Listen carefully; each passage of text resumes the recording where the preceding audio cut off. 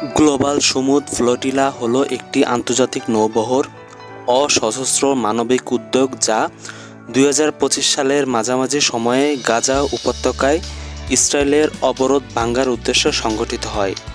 এই ফ্লোটিলার নাম সমুদ্র আরবি শব্দ থেকে এসেছে, যার অর্থ ধৈর্য বা প্রতিরোধ।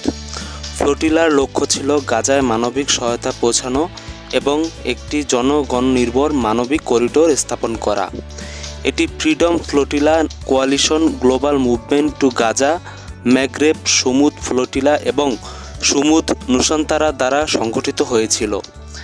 এই উদ্যোগে 44টি দেশে প্রায় 500 জন অংশগ্রহণকারী ছিল, যা এটিকে ইতিহাসের সবচেয়ে বড় বেসামরিক ফ্লোটিলায় পরিণত করে।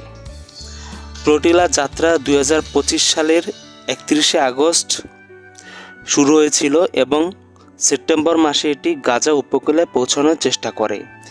ইসরায়েলি নৌবাহিনী আন্তর্জাতিক জলসীমায় ফ্লোটিলার বেশিরভাগ নৌকা আটক করে, যার মধ্যে সুইডিশ জলবায়ু কর্মী গ্রেটা থুনবার্গ এবং ইউরোপীয় পার্লামেন্ট সদস্য রিমা হাসান সহ প্রায় 450 জন সক্রিয় কর্মী ছিলেন।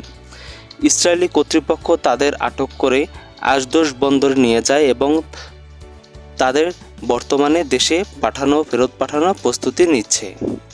এই ঘটনার পর আন্তর্জাতিক পর্যায়ে ব্যাপক প্রতিক্রিয়া দেখা দেয়। দক্ষিণ আফ্রিকার প্রেসিডেন্ট সিরিল রামাফোসা ইসরায়েলের এই পদক্ষেপকে আন্তর্জাতিক আইনের লঙ্ঘন হিসাবে উল্লেখ করে আটককৃতদের মুক্তির দাবি জানান। তুরস্ক, কলম্বিয়া, মালয়েশিয়া এবং ইতালি সহ বেশ কয়েকটি দেশ ইসরায়েলের বিরুদ্ধে নিন্দা জানায় এবং কিছু দেশ তাদের কূটনৈতিক সম্পর্ক পুনর্বিবেচনা করে। এই ফ্লোটিলার উদ্দেশ্য ছিল গাজার মানবিক সংকটের প্রতি আন্তর্জাতিক সম্প্রদায়ের দৃষ্টি আকর্ষণ করা এবং অপরাধের বিরুদ্ধে শান্তিপূর্ণ প্রতিবাদ করা।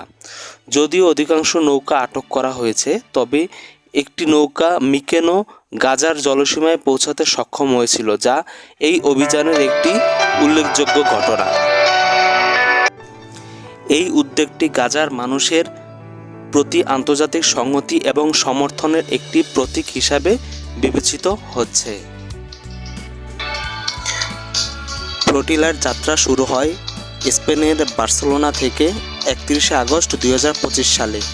এর অন্যতম লক্ষ্য ছিল খাদ্য, ওষুধ ও অন্যান্য চিকিৎসা সরঞ্জাম গাজাবাসীর কাছে পৌঁছে দেয়া। তো এই ভিডিওটির মাধ্যমে আমরা বুঝতে পারি ফ্লোটিলা দ্বারা কি বোঝানো হয়েছে এখানে। এরকম আরও ভিডিও পেতে আমার চ্যানেলটিকে সাবস্ক্রাইব করে রাখুন। ধন্যবাদ।